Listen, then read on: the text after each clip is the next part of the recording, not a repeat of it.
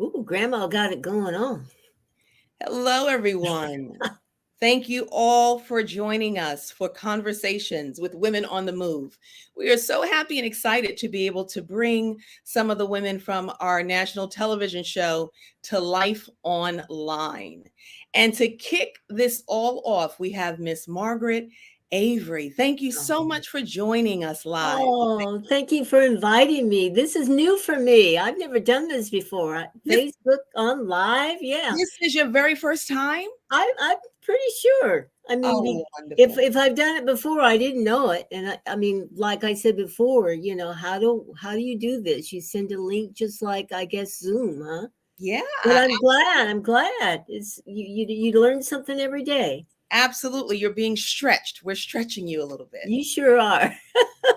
So happy to have you here. And let me say, I know that some of the viewers have not seen your episode on your segment on the show that just aired, but it is just wonderful. Learning about your story and getting the opportunity to interview you was really just magical. I just want to share that with you. It's so inspiring, Oh. and so many people have been moved and touched by your story. So happy to be able to share some Well, here. thank you. I'm happy to share. The thing about sharing, first of all, you don't really realize, well, myself, I really don't um what I'm trying to say is you don't realize how much you have to give to people until you start talking about it, and it's almost like a cathartic thing that happens. You feel good when you know that people appreciate your experience and that they are actually learning and identifying with your experience. And that's why this streaming and other medias are so important, that we can stay in communication with one another and we all know and discover that we're not that much different. It's, Absolutely. Yeah. There's so much more that we have in common than not. And I think that it is always important, but it is especially important during this time as we have been estranged from each other. And so being able to connect with people and hear people's story, to know that, you are not the only one, I think is so vital, particularly in this moment in time. And you have so many stories that you shared of mm, inspiration. And I want to share a few of those here as well so that we can inspire someone who may not be feeling as if they're in the best place right now. okay. Yeah, I believe that life is lived in seasons. And some of those seasons are great high seasons, and some of them are not so great. But we have to be able to hold on during the ones that aren't so great until we get into one that is great again.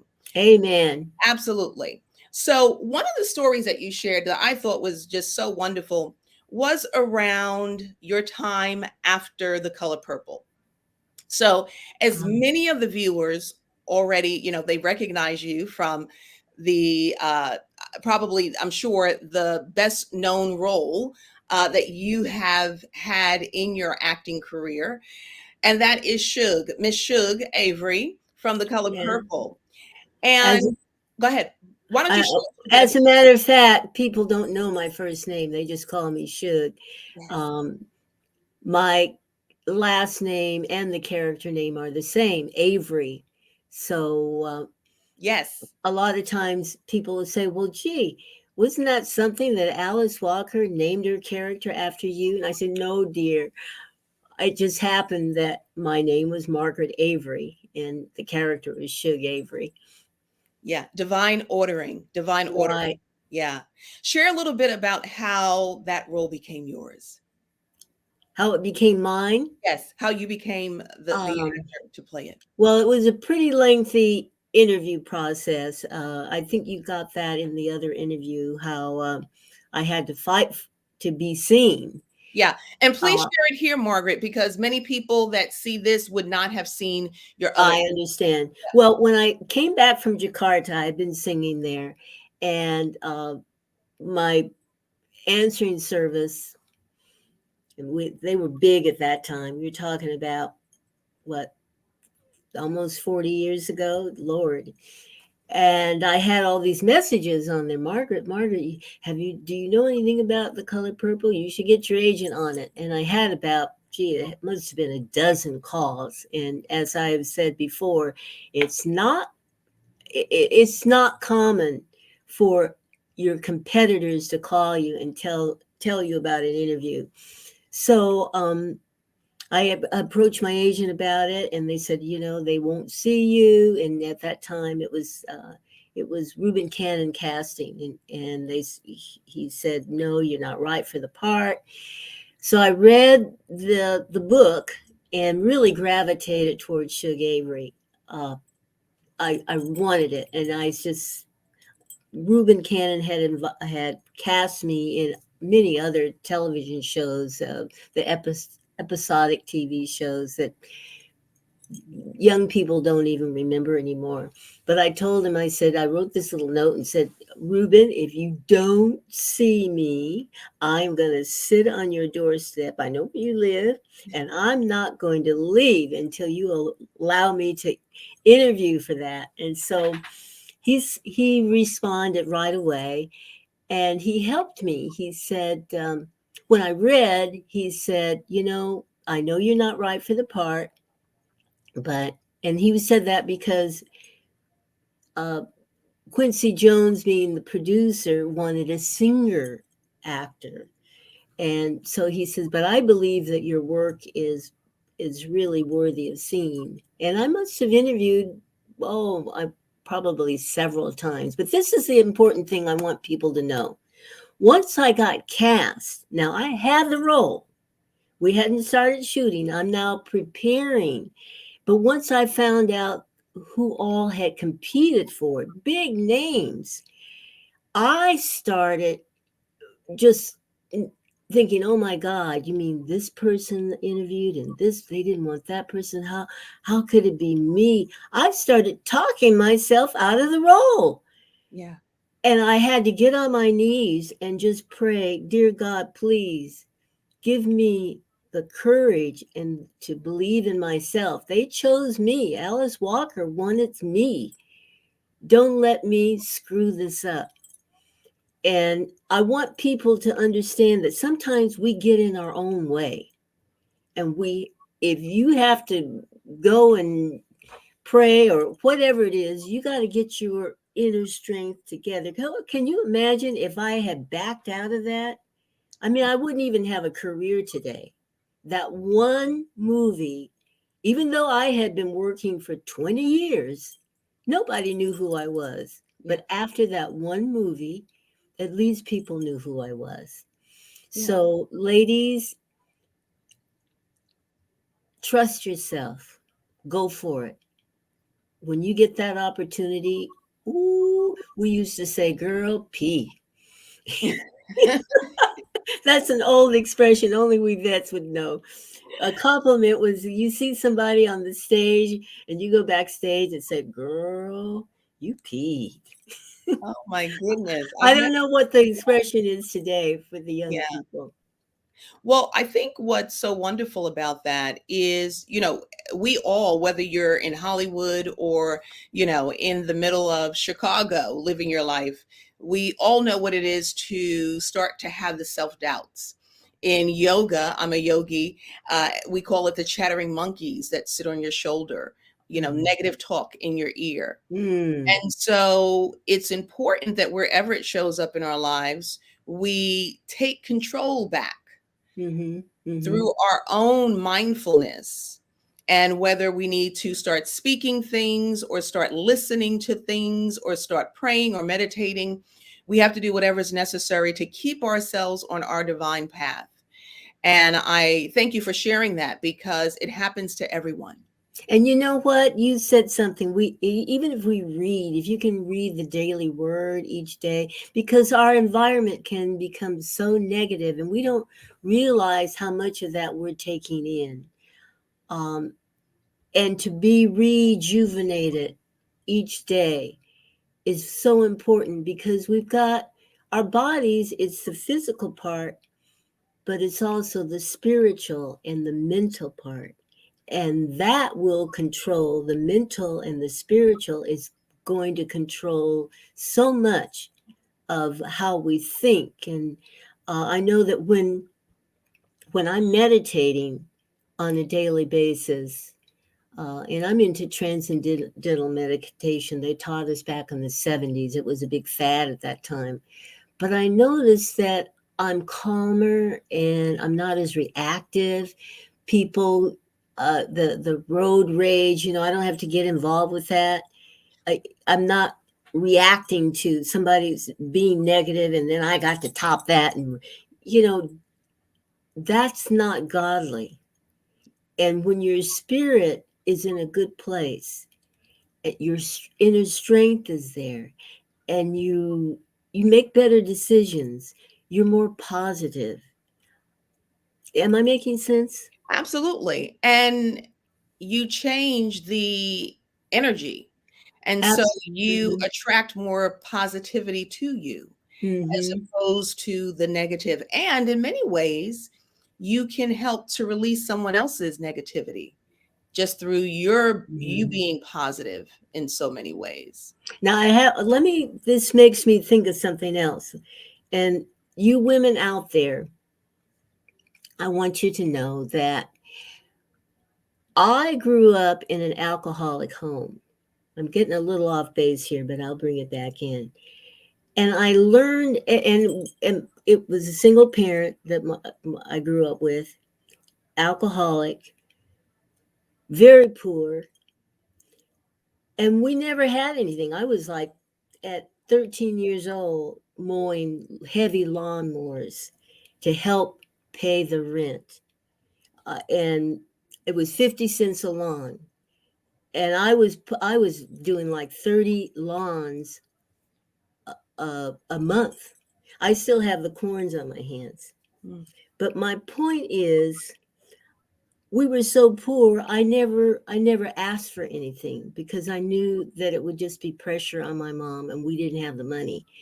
Well, what I learned in counseling, and that's why I'm saying the benefit of counseling, is that those things that we do as a child to protect ourselves, if we continue doing that into our adult life, it's not always healthy.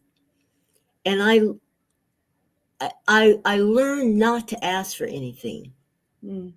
So in a relationship, I never even, it was always, did I please the other person, or I'll go without this. That's okay. And that's not right. Or what I learned also was that I was attracted to a certain type of guy.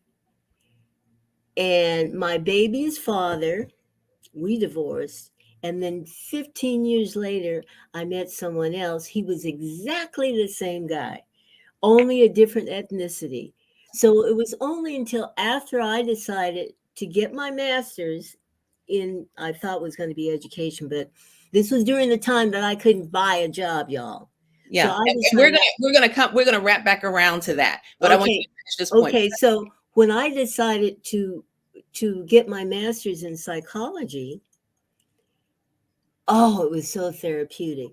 I learned all about this stuff with behavior and how I kind of had a shit magnet right here at my forehead. I attracted men that were not healthy for me. Yeah. Um, and so only through counseling, and we were talking about meditation helping you.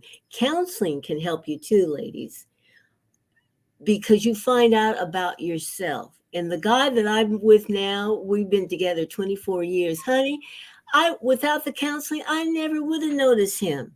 I never would have, but only because I changed and became healthy, I was able to make healthy choices. And so how that all comes together is that we need to be healthy in whatever we're doing. Okay. Well, let me ask you something. Okay. Is Let me that ask, all making sense? yes, it's all making sense. And I'm going to extract a few things and we're going to get into a few things. But I want to ask you this because I know a lot of women are thinking about this. And as you well know, a lot of women have challenges around their intimate relationship, and Mhm. choosing the not so right person for them in the moment, and choosing the same person over and over again with a different. Absolutely. Absolutely. Yes, And so with men too, they'll do that. Choose the same absolutely, woman over and absolutely. over again and wonder why. Why do they do me that way? Yes, yes. But this is what I want to know, because you said you never would have noticed him. So, what did you change, if you could share that with us, to allow you to notice someone that before you would have never paid attention to, other than the therapy, something specific? What did you shift? I think I was always attracted to the guy with the humor, and we want someone to have humor. And even my art, he has humor. But um, somebody that walked in the room and you noticed him, Yeah. you know. Um, I never looked for the depth of the person. It was always how they made me feel. In the beginning, they always make you feel good. But when I grew up as a woman, I was able to see the maturity in a man. And um, it's just changed my life. So And things that were, because a lot of times you want to, in a situation, you want to blame that person. Well, he didn't do this or she didn't do that or whatever. But what we always, in any situation, you have to look at yourself as to what part you may have played yes, in coming to that result. And as you change, or myself, as I worked on changing myself, and this is the interesting part. You change how someone reacts to you. You don't try to change them. The change comes from them reacting differently to you because you are acting differently. different. Yeah, yeah. Get that? Powerful. Yes, that is so powerful. Because we always want to look, well, he didn't do this and she and it's in any situation. We always want to look at the other person, but you got to remember there was something that we may have done or you may have done. Myself, I have to, like, was it my tone, was it this, was it that, or maybe I could have said it like this. Yes. There's something. And if somebody is abusing you, you're getting something out of that. You're letting them abuse you. What part are you playing in that dance? Yeah. Because it's not going to change until you change the step. Well, look, we can bring you back here for relationship talk with Margaret. Okay. Oh, I Yeah, learned a lot. I learned a lot. And I'm still learning a lot because yes, age changes the relationship too. of course, of course. And So I can talk a certainly, long time about I that. know, I know. And we're going to bring you back just to do just that, because I know a lot of the young women would love to get some tips and advice and Well, wisdom. I'll say this one thing. The last relationship that I was in, I was so anxious and so I was so happy to be in love. Yes. Being in love with being in love, because years had gone by since my baby's daddy and I split up. And so all those years it was like working on my career and in single parenting. And because when you're raising a child, if you tell them you got to be home by 10 o'clock, well, then I had to be home by 10 o'clock to make sure. So I gave up a lot, I felt, of my life trying to raise a child and work. So when Mr. Wonderful came by, oh my God, and there were signs. Now, didn't I say that my mother was an alcoholic? And Yes. and what was he? An alcoholic. Alcoholic. Yeah. Yeah. And there Absolutely. were signs that because somebody said years ago, you can tell if you meet a guy, you can tell in 10 minutes exactly where he's coming from if you listen.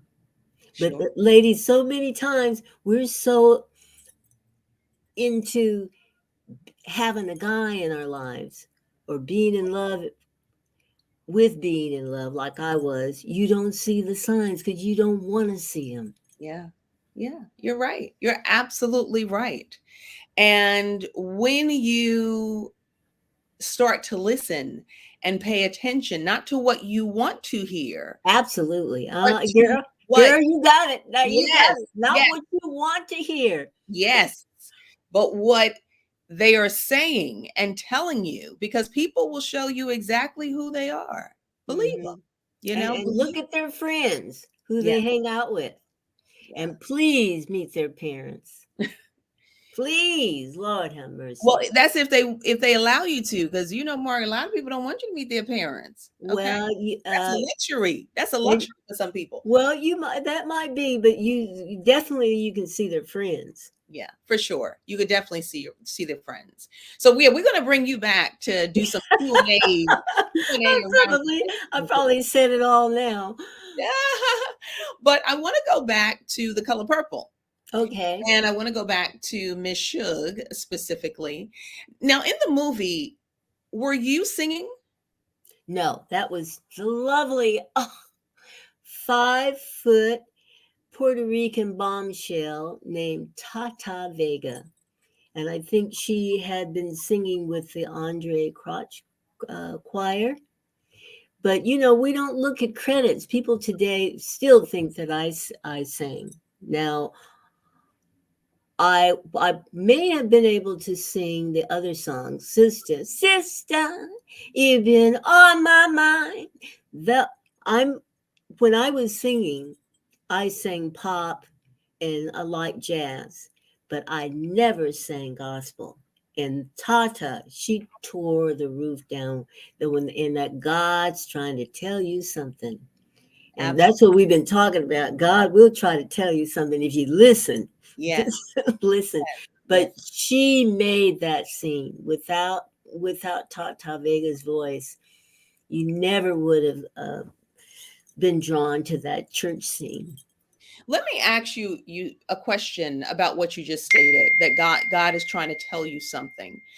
Um, what do you think? Speak to that and God communicating with us, because I hear so many women talk about that and talk about um, them not knowing when God is trying to give them a sign or show them a way to go. They don't necessarily feel connected to the intuition. Hmm. How would Well, I you? think in order to be connected, first of all, you got to be healthy. Okay, we talked about that. Let's get yourself healthy, a healthy mind, and believe in yourself. Not looking for somebody else to be your savior. Um, Lost my thought there. God gave animals instincts, or they gave us a brain. But animals, if you watch the animal shows and they're the deer or whoever, whatever is drinking water, they got they're listening. I mean, they're hearing. These these things are the ones that keep them alive. Okay, now they're not like just they're drinking water and lollygagging or anything. They are always in tune. So he gave us a brain, and we have to function knowing that there is danger out there. Now, if you're gonna like go into a club and you're drinking, is your brain? That's my phone. I'm sorry, That's I okay. got them hung up. Somebody who hasn't called me in 5 years, wouldn't they call me now? They must be hearing this message. But my thought is use your brain. Now, and I told my daughter on her honeymoon, they decided to go to St. Lucia, and it's really a beautiful place. I said, now listen, use your brain. You can't be out there on the beach all lovey-dovey, and you're in another country. So this person is persistent. Hey, babes, I can't talk to you. I'll call you back. Now, why is she gonna call me? She's from New York. Haven't heard from her in what, a decade, and now she's persistent. Is this running? Maybe she's seeing this right now. Oh my goodness. Oh my goodness. Okay, that's it. Um, what was I saying? You use our brains, lady. That's what it is. You don't go into a club and get drunk, right? Um, you don't just hang out with a stranger. Am I on the right track here? Yeah. No, I Yeah. hear you. I get it. And find out about a person before Yeah. you invite them into your home. Yes. Uh, And watch for the signs, right? Watch for the signs. You know, I always believe that God sends us signs, and they start off, little whispers, a little pebble, right? mhm, And then you don't listen, and then the pebble becomes a rock, and then a stone, and then a boulder drops on your head mhm, mhm. because you didn't pay attention. So, no, absolutely. God is always trying to tell you And something. you know what? It's so hard to walk away from a situation when you really want somebody in your life. Yeah, It's hard. it is hard. Um, but we have to have faith that the right person will be there for us. Absolutely. And what do you feel about, and how do ladies think about dating outside of your race? I think it's fabulous. I mean, because to me, if somebody makes me feel good and I'm their queen and they're not my same color, I'm okay with it. I don't know how everybody else feels. Yeah, But absolutely. but when you can't find someone, it doesn't happen. To me, I mean, of your own ethnicity, isn't it okay? I Yeah, mean, God made us all here to love one absolutely. another. Yeah. That could be that's a subject we could get on. Absolutely. Yeah, we'll definitely bring you back to talk about all of these things. So let's share the story of what happened after The Color Purple with you in Hollywood. Because as an outsider, Americans who saw the film and who knew how wonderful the film was and all the accolades that you received for it, many people would never know that after that, you had a very difficult time being hired in Hollywood. Hmm. Now you got to go back. What was Color Purple was like? It was released in '86 or '87. So how many years ago was that? A lot. I mean, you didn't have blacks that many on television, Sure. and you didn't have black films other than prior to that time it was the black exploitation films. Remember, we were doing commercials well at that time, but there wasn't the opportunity that there is today Right. for women of color.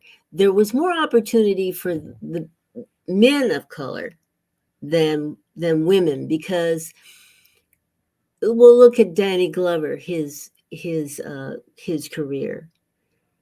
Um, he was what, Bruce Willis's sidekick in Lethal Weapon, and he wasn't.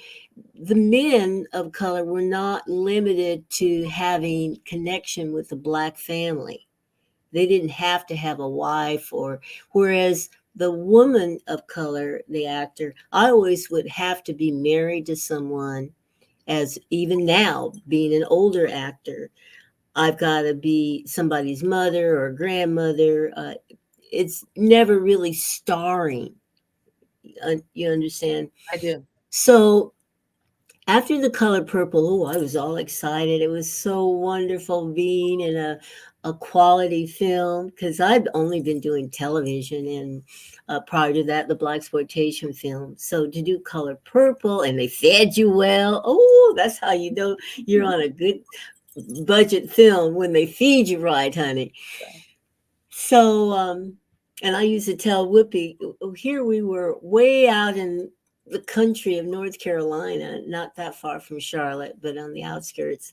And she would send her assistant out way back into town to get some greasy hamburger. I said, girl, you're going to blow up if you keep eating like that. Whoopi, I told you that. But anyway, we were fed so well, and I think it was July 4th. I mean, they gave us quality food. So, I'm talking and getting off the point here. What was I going to So, say? so you were sharing how your inability to get work after. Oh yeah, yeah. And so I went to managers, and I didn't know of any black managers. I go to white managers, and they said, "Well, what am I going to do with you?" Okay, So I said, "Get me work." No. And I would see these ads for actors. We want a Margaret Avery type. And I said, well, wait a minute. Why don't they cast me? Yes. And I remember uh, trying to do television after 2 years. I'm going ahead of myself. When there was no work, what pulled me through was, excuse me, the college lecture circuit. And so Lord, I made more money on that than I did Color Purple. And then eventually I had to just do television. Excuse me. Sure. And I remember a casting person saying, you mean Margaret Avery will do television? Well, see, that's the thing. See, most of the time when you do a film, the quality of Color Purple, you don't do television anymore. But there was nothing more for me to do. Yes. Yes. You see? Yeah. So, excuse me. And there's that thing that only with the system, and I've heard Denzel say this too, they only let one in. Mm. And the one that got in was Whoopi. Yes. And that's because she had a 3-picture deal. So she could go from Color Purple to the other 2 that she did. And the other 2 that wasn't Sister Act. I don't believe it was. It was Lightning, Grease Lightning, and something else. Okay. And Oprah, she had her show in Chicago, and it became syndicated when after Color Purple was released. And so everyone thought, oh, Color Purple gave her that opportunity. No, she had been a hit show in Chicago. And so that's how she was able to become the big name that she is. So after Color Purple, I would look, I think, let me just say this too. The other problem was that we got a lot of bad press on Color Purple from the Black community, because Color Purple now was the first Black film out since Sounder. Now, you remember the lovely, wonderful Sounder with Paul Winfield and our lovely late Cicely Tyson? I mean, to this day, it's a classic, and it leaves you uplifted. The Color Purple was from a fictional book that could be real. Well, when you haven't seen Black people, like in Europe or even in this country, if you haven't been around Black people socializing with us, you can have film is so strong. I mean, and influential. You can think that that's the way Black people are. And so our men felt very offended by that film. Now, if we had had all the films going on now that we have, they wouldn't have felt that way. Sure. But I could understand the flack that we got. Even the NAACP gave us flack. Yeah. And then they turned around and wanted to honor us. So it was a very confusing time. You want to say, well, duh. but they picketed the film and then they gave us awards. Please. But it wasn't a film that was to represent our people. It was a story. It started out being Alice Walker's Pulitzer Prize winning book. Yes. That was the origins of it. So I guess what I'm saying is that after Color Purple, there were no Black films for me to bounce into. Whoopi was able to do her thing, and even Denzel will tell you they just let one in, one at a time. And I believe. And the other actor, Samuel Jackson. See Yeah. how his career just exploded after Pulp Fiction? I don't think there was a Black woman in the film. He didn't have to link himself with that. And after Pulp Fiction, he does Black films, but he's not limited.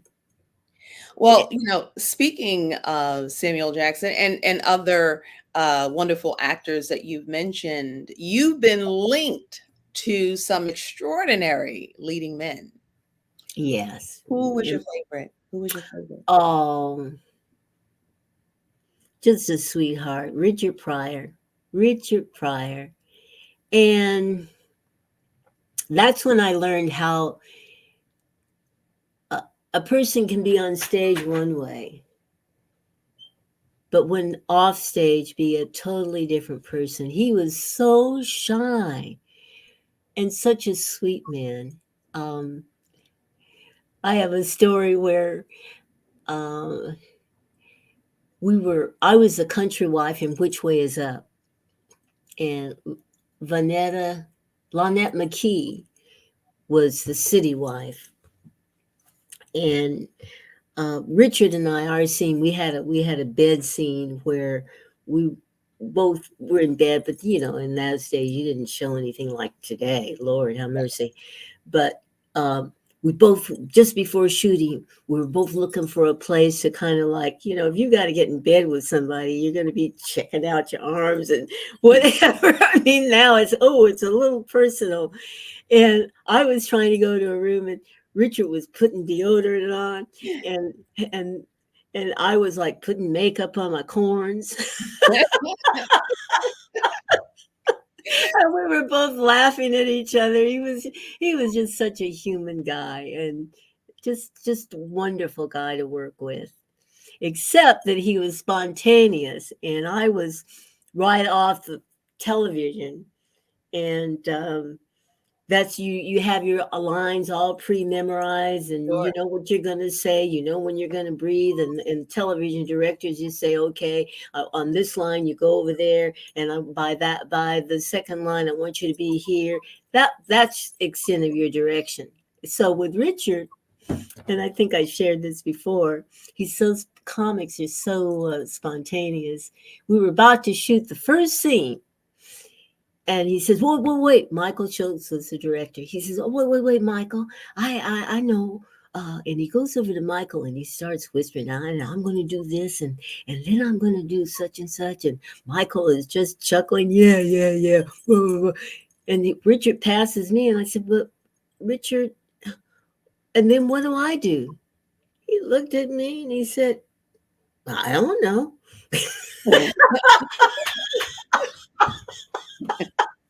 I thought I would die. And so once again, I go to the trailer and I pray, oh dear God, please let me remember my training. It's called improv, y'all. Yes. Improvisational. You don't know what the person is going to say, but you respond honestly as your character. And here I am again on my knees. Please, dear God, don't let me blow this. Give me confidence. Let me believe in myself. Don't let me think Margaret Avery. Let me think the character, be the character. And I'm sure you hit it. I'm sure you hit it. I did. I had so much fun. Yeah. I had so much fun working with him. But but once again, I think the lesson is rid yourself of your fears, because they will hold you back. Yes. Yes. Now, what is the number one way to do that? Because so many people have them, but have no idea how to get rid of them. Well, I think it's healthy to have a little bit. I mean, it's like every time I go on stage to perform, or maybe it's just before the the director says action, I feel this kind of a nervousness. But once I speak, it's gone because I'm believing in me. And I think as an actor, the way you have confidence is to be prepared. You can't expect to do a great job or believe in yourself if you've had no training. You've had no adequate training. Sure. And your experience is what's going to help build you, build your confidence. Whenever I hear a lecture, and I used to be teaching and going to seminars also as a psychologist, I could tell the people who were the speakers and were speaking from experience, not just from a textbook. Yes. And they keep you engaged because what they're saying is from their experience and you can relate to it. You understand? I mean, there's a connection there that they have with reality. Um, I remember having this one class that I needed when I am in the master's program to work in the school system. And this one class was taught by someone who at the university had written a book. They even used his book. It was all about how to manage children in the classroom. He had never been in a classroom. And those of us who had been teaching, we thought, oh, this is a bunch of crap. This is not going to work. But in order to pass the class, we had to like regurgitate what he was saying. But we all knew it was a lie. And that's just politics. He was able to get that job. But you have to know you can't just jump into something and expect to have confidence. Learn. If you want to learn, you want your own hair salon, then work in the hair salon first and learn products and learn how to deal with people. I mean, there's a lot in any business that you do. It's so competitive and there's so many things that you need to learn about it. You can't expect to just take money, fix up whatever it is that you're doing, and then know how to run the business. Yeah, absolutely. You have to do the preparation. You have to do the work. Do the work, and then when the opportunity comes, soar Yeah, because you're prepared. And absolutely. if you don't know how to do something, reach out. That's why they're going to get mad at me. But there are so many Black organizations that give these affairs, and they're starting late, or there's problems at the door. And I mean, you always think, well, oh, here's some more mess. Because, and they've done it year after year after year. Well, when you're in charge of it, ask somebody who did it the year before and say, hey, what what should I look out for? What should we do? What were some of the problems? Reach out and ask. When you see a new business come up in your neighborhood or in your community, they've done research. They know how many people are passing that area every day. If it's a good location, they've already done what's the income of that neighborhood. Most of those people what kind of products will they buy? What's the price range? They've done all this stuff. So we can't expect to be prosperous if we don't know a damn thing. Yeah. And the most important thing is just use common sense. Okay, I'm talking too much. No, no, no, no, no, no, no. We get it. We get it. And I think, to sum up what you're saying, you cannot fake experience and you cannot Absolutely. fake doing the work. Hmm. And when you do that, when opportunity shows up, you will have the opportunity to kind of walk into a Yeah, great situation for yourself. absolutely, Monique. And I'm telling you, when you talk about longevity and you talk about survival, in my business, the training of acting and the experience, there are times that I just would have fallen on my face had I not had that background. I started out on stage and learned so much on how to develop a character, how to stay in character, and because there are a lot of people that don't know their business. And as an actor, I mean, when a director tells me something, sometimes they don't know anything, particularly in television. And you're working with egos, you're working with, sometimes I worked with a woman hater. Mm. Uh, you've got to know your stuff, but you've got to know you too. Be You can tell a person in a very nice way how to go to hell, but you don't have to say it. I've only had one or two experiences in all my years of directors who tried to bring me down because of them being women haters. And we can talk about that another time, but it all comes back for what we're talking about today, knowing who you are, knowing your craft. Even on stage, I just did a show not too long ago where the actor, there were three acts, and he went off. We were in the first act, and he jumped because there were so many. Uh, This was theater. This was theater, this correct? is theater now, yeah. There's so many cues that were so similar in each act. So you had to like really listen and stay in the moment as to knowing where you were. And he said something, I said something, and he went off to the second act, and we're in the first act. So now you can't say, wait a minute, cut. You Right. got an audience there. Yes. So What did you do? because of my training and knowing how to be a character, develop a character, you're able then to bring that actor back, saying dialogue that wasn't in the script, but you say it as that character. And where it comes from, I cannot tell you. All I know is that you have to be prepared, you have to be professional. Uh, I remember doing a play where the actor was supposed to come on stage. I'm talking to the little young actress, and she had done the show. Oh, she'd done the play maybe 30 times. This was only about my third time. And I'm talking to her, but she whispered to me, such and such isn't here. And I looked up and I realized she's telling me that the actor that's supposed to come on isn't there.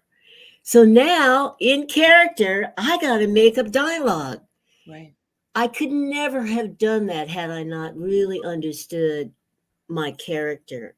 And so I go off and I'm telling, it was the play was Member of the Wedding. Now I'm like talking to her, da da da da da da da da, but oh, the adrenaline is going, and I'm like this, but in character, it's da da da da, and we had to go upstairs to the actual house where we were in the garden. So I'm talking to her, and I said, "You come on up these stairs, da da da da." And then I realized, oh my God, if I go up the stairs, then when the actor does come on, the blocking's going to be a mess. So I said, "Oh, it's too hot up here," but I'm gonna tell you. And I go back down the stairs. And the line is, honey, I'm so glad to see you. That's when he comes on. So when he did come on, I said, honey, I'm so glad to see Because you. you were so glad to see him. So you could stop making up lines, right? Making up lines the whole time as that character, but But not you knowing what I was going to say or how long it was going to be that I was going to have to keep talking.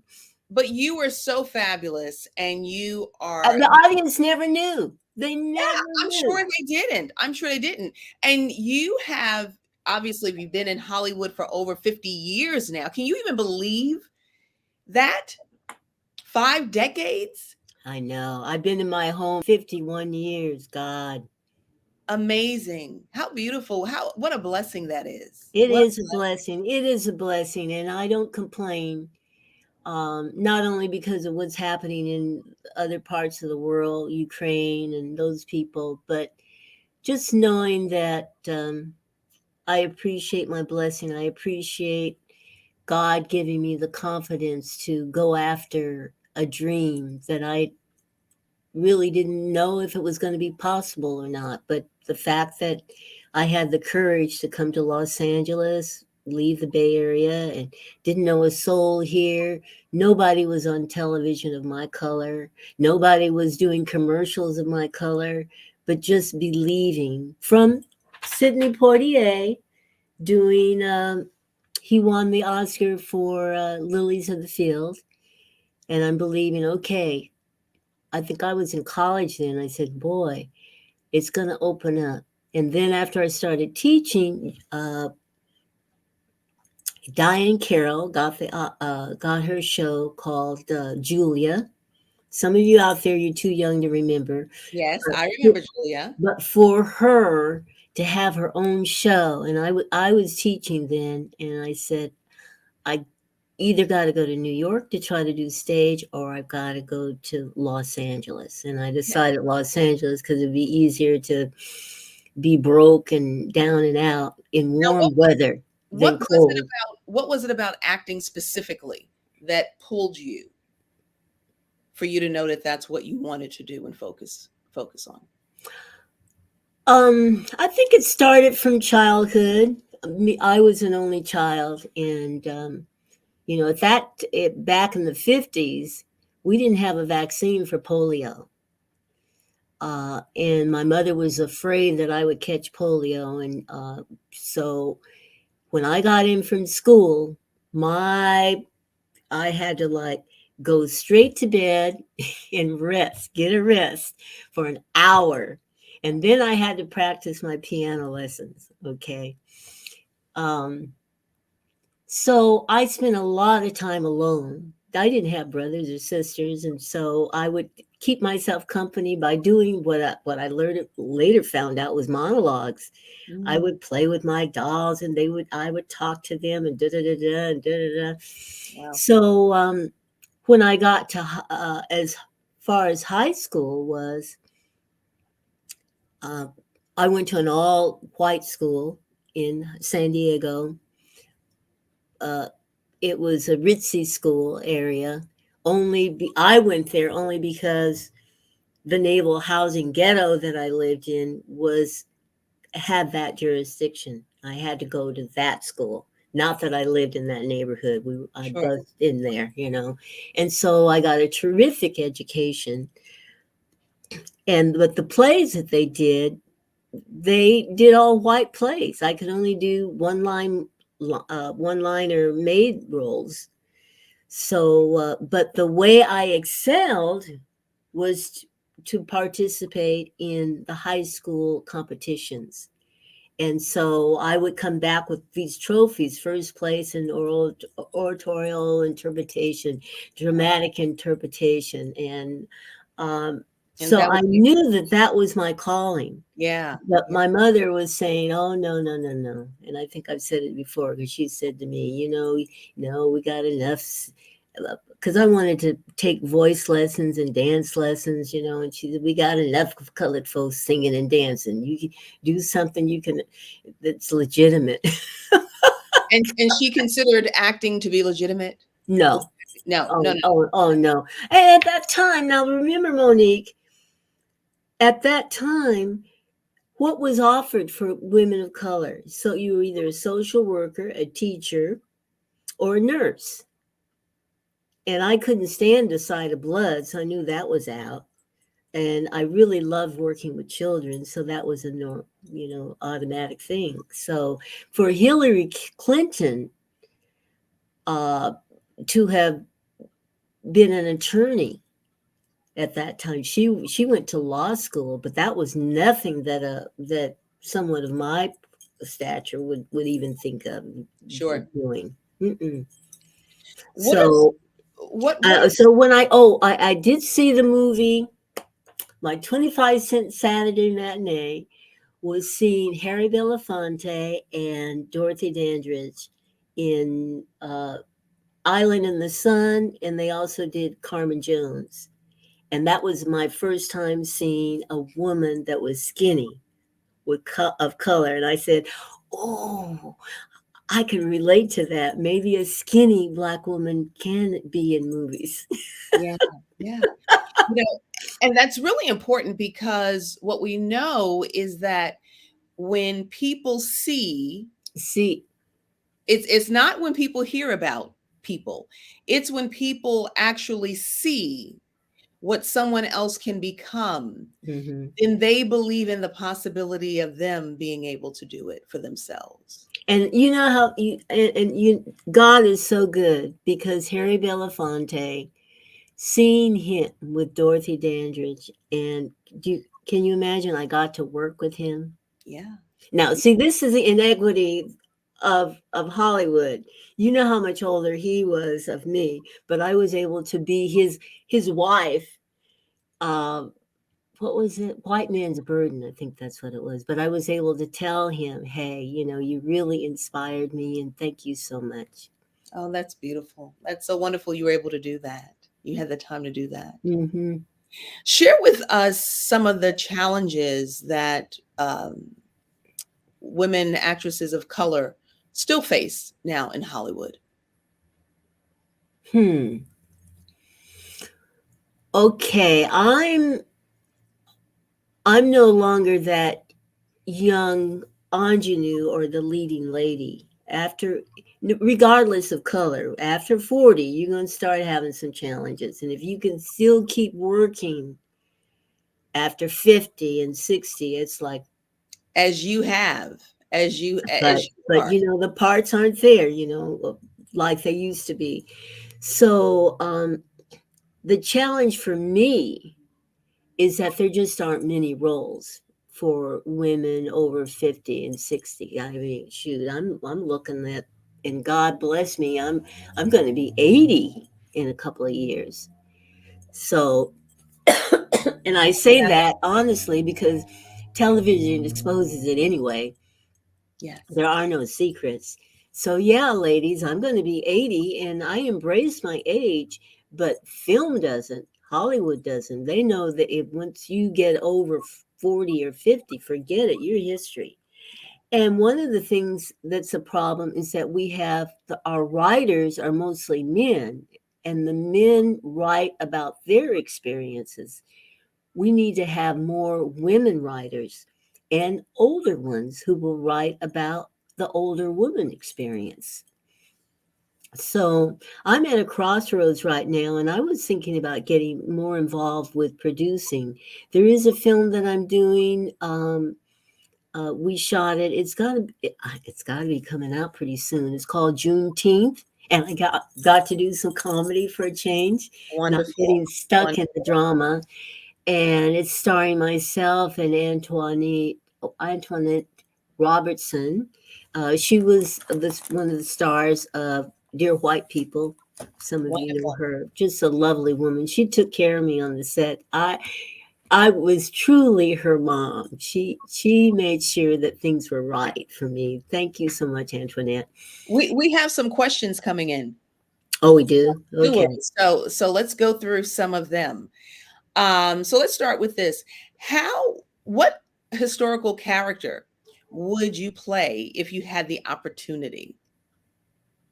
What historical, Historical character. yeah, would that Mm. be? I've never thought about that. That's a great question. Historical.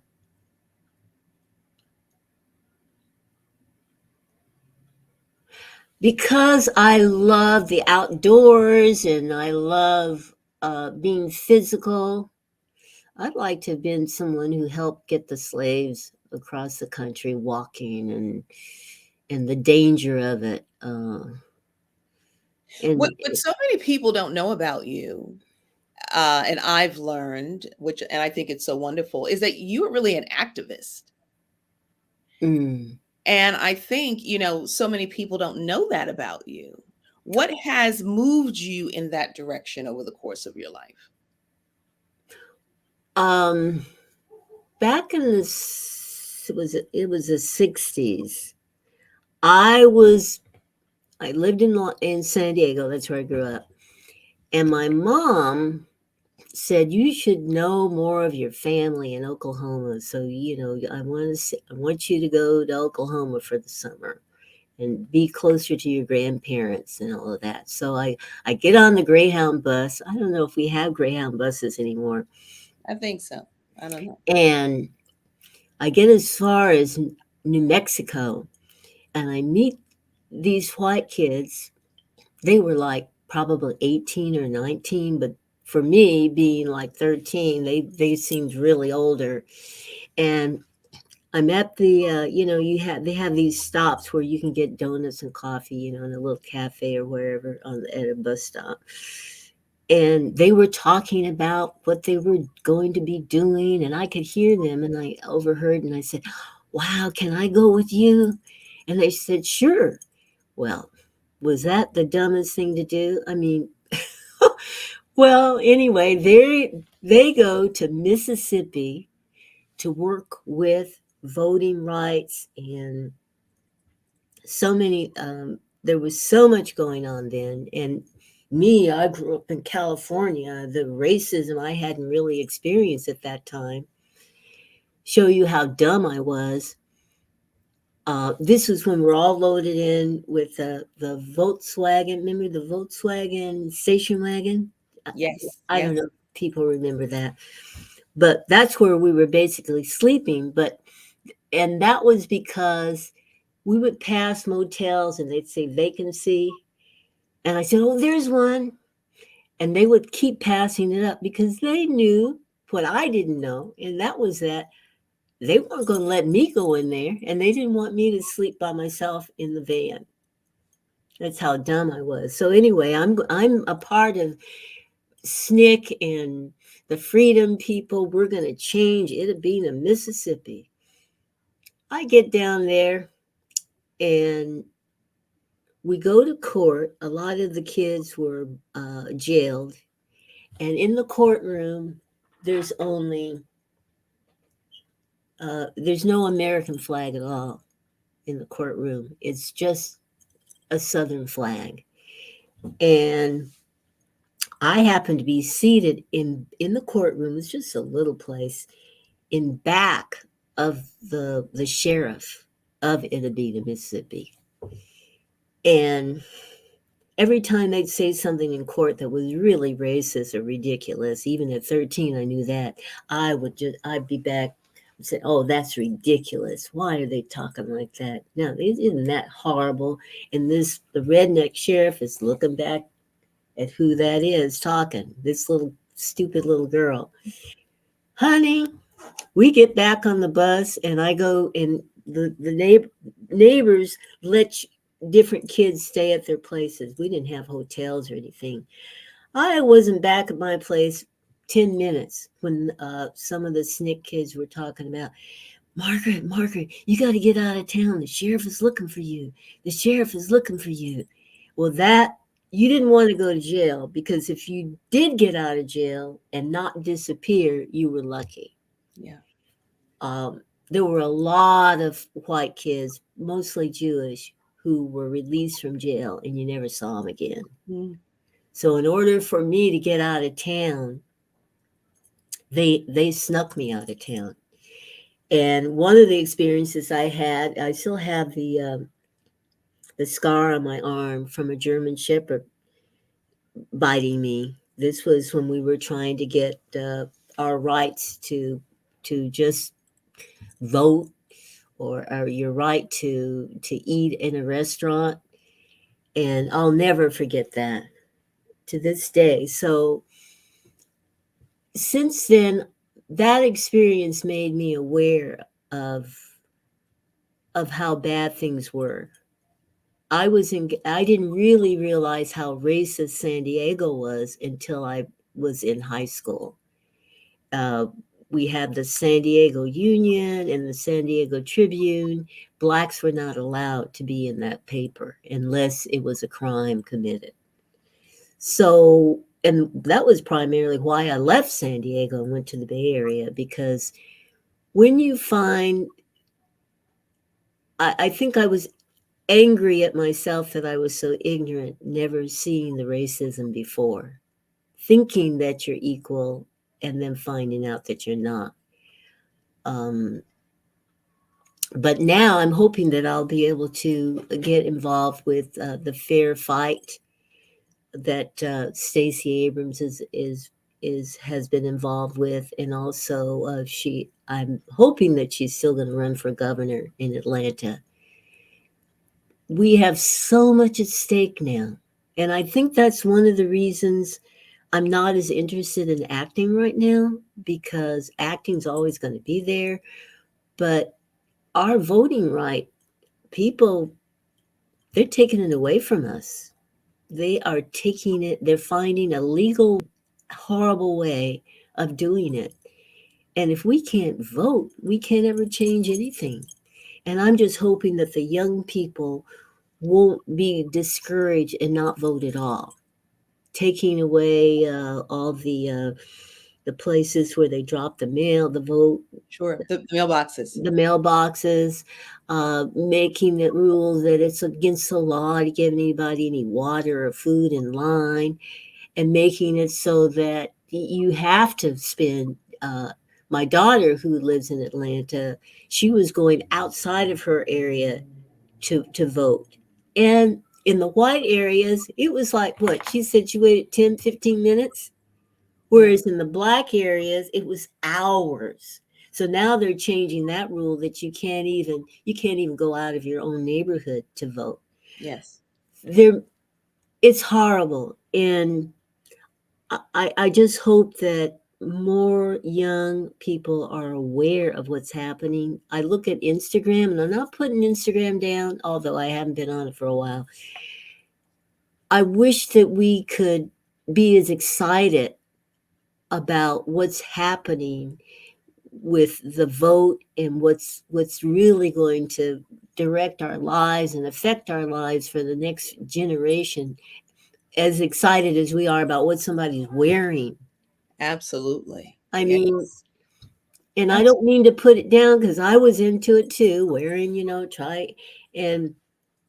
but I found that if I tried to say something educational, people were only interested in what I was looking like, what I was wearing. I remember wearing a pair of shoes that I had worn before, and I had the same shoes on for this other event, and someone commented, "Oh, good, now I can see what kind of shoes she has."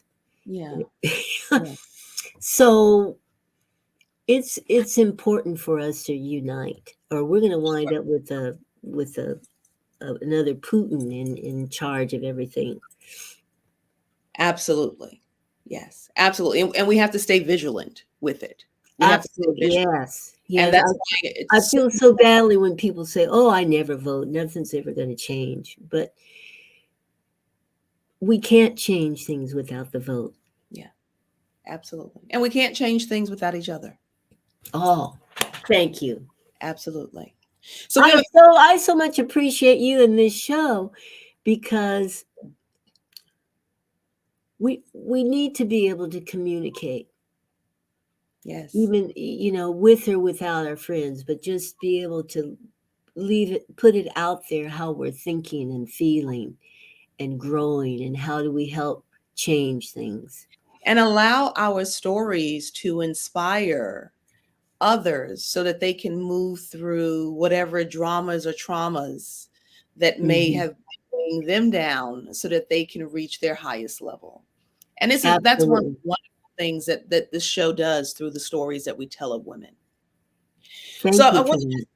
oh, Thank you. thank you so much. Thank you. So I want to share a few more questions that we have from our audience.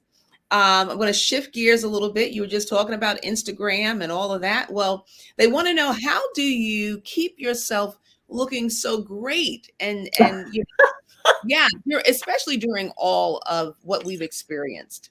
Well, I think that the cameras today are very, very forgiving because I have crow's feet, and they say black don't crack, but I say it sure does droop, because when I do this, I look a lot younger. But I'm thinking, damn, can I push this up some kind of way?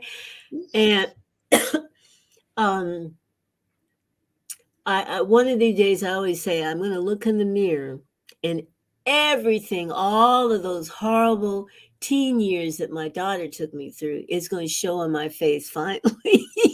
So, Oh, no, no. You look but beautiful. she's lovely now. She's beautiful. But honey, that identity crisis that she had, uh, that wore me out.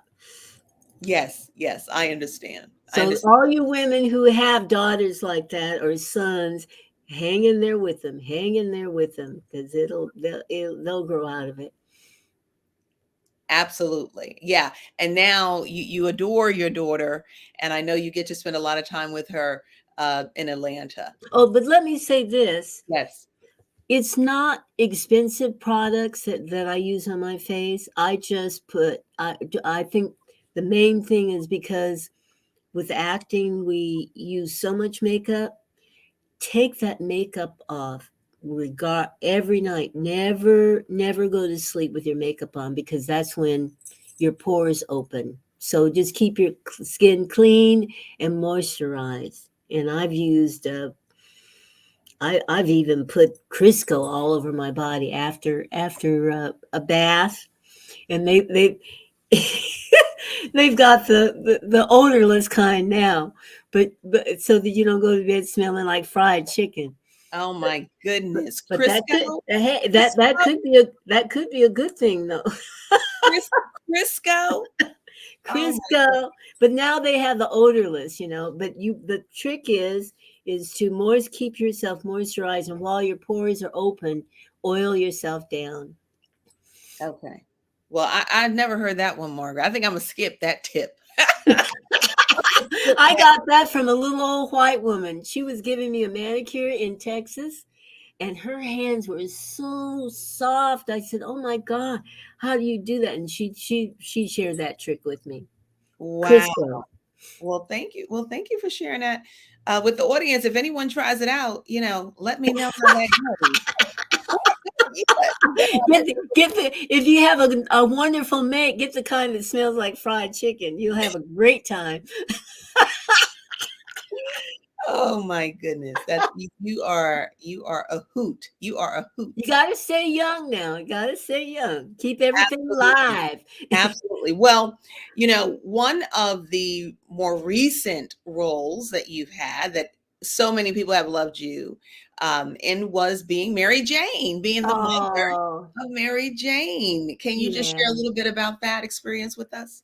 That was so wonderful. I'll tell you what made that show great, and that was Akil and the writer and producers.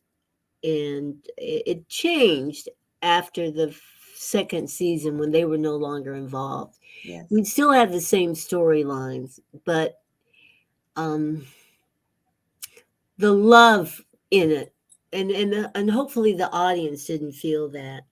But when we started out, to me it was a much better show than how we ended. But it was a beautiful experience, and I never would have been cast had it not been for blacks being in charge, because Mm. uh, I mentioned it earlier to someone, and that's that white producers and directors, they seem to think that women of color of a certain age have to look a certain way. They can't still be attractive, and I'm not saying that that's not good. I'm just saying that they're stuck in a certain look of how they perceive women. One wonderful thing about the Cosby Show was that when it aired, it showed the different colors and hues in a Black family. Yes. And white people don't see the whole rainbow. They want to put us in their image of how we should look. And that was one of the that's been a problem for me, being a woman. I'm not saying I'm all that, but I'm not what they want me to be.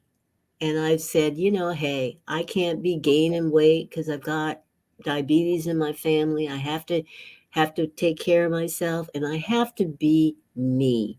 I'm not letting Hollywood, and don't you ladies out there, don't let other people define who you are, because you've got to be you. Whatever you do, it's got to come from you. And that's what makes it authentic and real. Absolutely.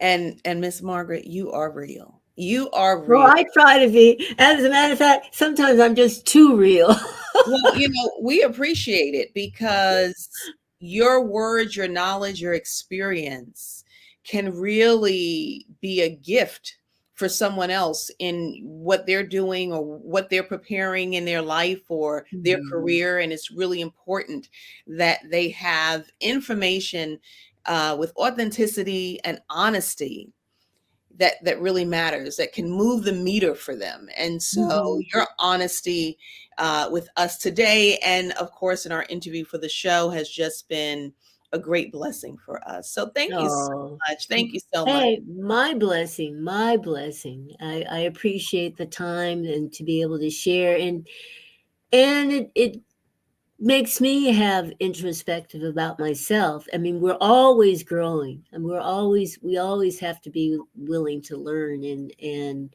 like I said earlier to someone, I'm in a transition, I feel, right now, and I've got to do what I was suggesting for others to do: reach out, ask questions. How do you do this, or how do you do that? I like that. How did that happen for you? And not be afraid to ask. And Yes. that's something that's a challenge for me because of my childhood, not Yes.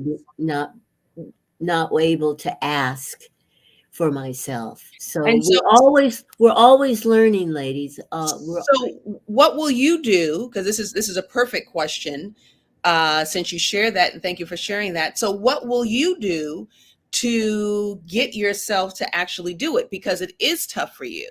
It doesn't feel so comfortable for you. So, Mhm. what will you do to allow yourself to get the information that you need at this time? Okay.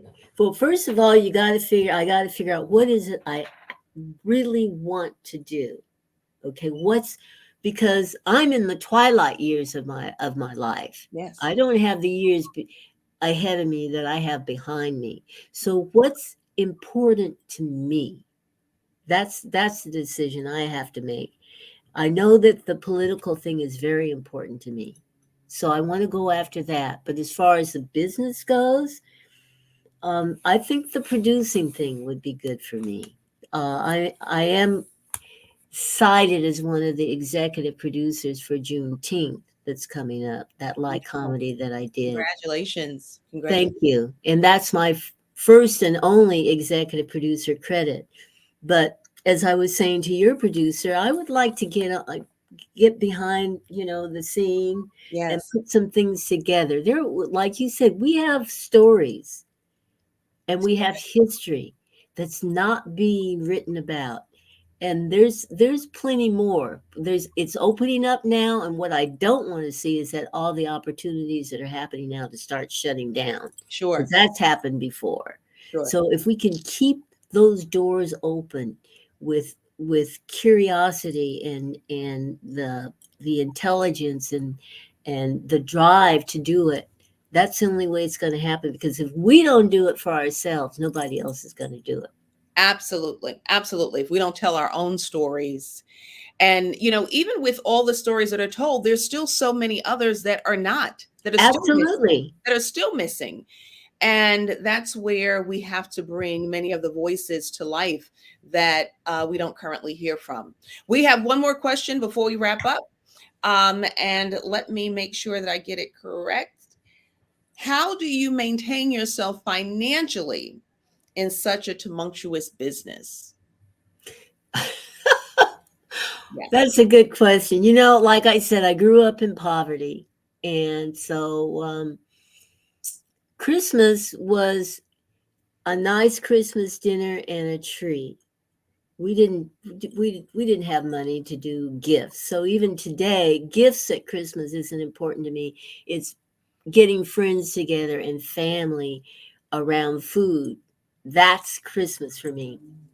So growing up in poverty, having to always pennies, and you know, I only had one bra at one time. I'd have to wash that bra out every night, and I put it in front of the stove to dry. Mm. I went into teaching. Okay, teachers get paid once a month and very little, and a lot of that money goes into the classroom to keep your kids interested. Even today, teachers are doing that. So, getting paid once a month and having to budget. Okay, and then from teaching, what did I do? I went into acting.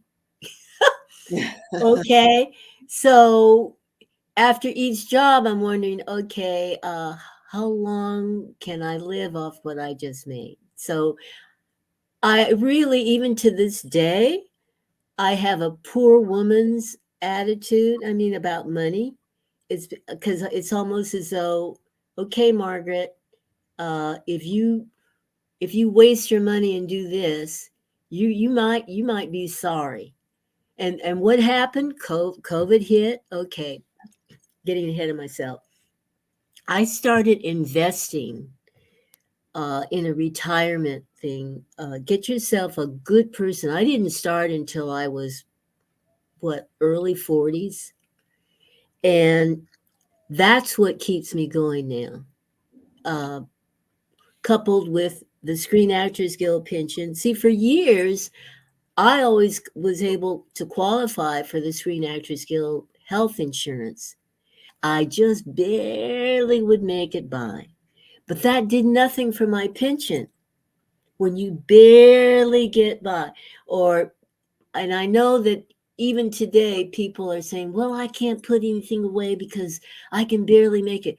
If you put so much money, a little bit of money away in the right place, not in the bank today, because they're only paying no interest, but in the, if you put it in the right place, that little bit of money becomes a lot. Yeah. If you do it with the right person, you got to, you know, you don't put it in these risky things. You can make a lot of money with the risky places, but you can lose it all too. So because I got with a good advisor, financial advisor, and I have him today, with the Social Security and my teaching retirement money, and with Screen Actors Guild, and with the investment money, that keeps me living okay. I can still fly business class, first class without worrying about, you know, God, you know. So, and this is what we don't teach our kids. This, when kids reach 13, with the Jewish kids with the bar mitzvah or something, they're giving their kids stock, or they're giving them an investment in this, or some money to invest. What do we give our kids? Nikes and all this stuff that does nothing for our future. We don't teach about credit cards and interest and what you have to do to keep good credit rating, and um, I could go on and on, but No. that's what keeps me. That's what I've turned down about. And I said there's not that many roles, but I am picking and choosing. I've turned down about 4 roles in the last, what, 5 weeks, because I didn't feel that they were worthy of projects. I want to do projects that make sense for me that I want them to uplift people. Yes. Um, and the other thing is that I'm finding that there are too many people in the decision making positions that don't know what the hell they're doing, and they're doing crap. And I just don't want to be a part of it. Good for you. So, but Good for that you. never, I could be my age and still be worrying about, well, when am I going to work again? And well, oh, what am I going to do? It with COVID, it was okay for me not to work. I mean, my passion, I wanted to work, but I didn't have to worry about losing my home or any of those things. So that's a blessing. And when I work politically behind the scenes, it's okay. I can volunteer, and it's all a blessing because here I am, a black woman that started when there were no blacks doing anything in the business that I desired to be in. And I made the right decisions. Even today I wear my car is 12 years old. I couldn't believe it. It looks good, but it's 12 years old. I never invested in the high end cars. But you got to look good. So if you do a red carpet, just rent a Mercedes or whatever for the night. Nobody knows it's not your car. And I'm not stuck with those payments and insurance and maintenance. Yeah, it's all about the choices, right? Each choice Absolutely. builds your And see, poor people, we're the ones that spend money in unwise ways because we want to look like we've got it. The rich people, they don't have to look like I mean, who is that owns everything? He looks like he buys his shirts at what? Food for what? What is it? What are those stores? Kmart or somewhere. And he's worth billions. Yeah. What does that say? Yeah. But oh boy, we got to have this label and that label. Why are you buying those labels if you don't have any stock in them? You're right, Margaret. Yeah, you're right. It's You not know. yours. It's not yours. So we as a people, we have a lot to teach our children. But yeah, I like to look good. But shoot, and the people that have money, they're not spending it. They have stuff given to them. When you see the red carpet A-list actresses, they're not paying those thousands of dollars for those dresses. They've got people who are donating them for their advertisement.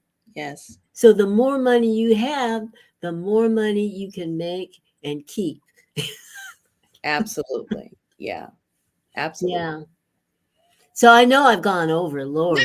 you are wonderful, and you have been a blessing to us, not only in your interview for the show, but in your interview here with us Hmm. live. And so, I just want to thank you so much. Oh, you Uh, thanked me so many times, so I'm I going to accept it and get off this time. know. Well, Thank you, my darling. I've had a you great time. absolutely, and maybe we'll bring you back for relationship talk. So. Oh, Well, okay. and we're so happy to be able to be your first online interview. So we Oh, appreciate yeah, that. Yes. yeah. Blessings to you. What do you have coming up? Anything coming up that we need to watch? Well, it's a Juneteenth movie. It's See? about Juneteenth, a family who's giving this big Juneteenth celebration in the community, Yep. and I'm so happy because I got a chance to do a little comedy. You can see a different side to me, y'all. Yes, yes. And you may be doing some online teaching coming up too. So Oh, yeah, okay. yeah. So You know something I don't know. yeah, I know a little something, something. Thank you again.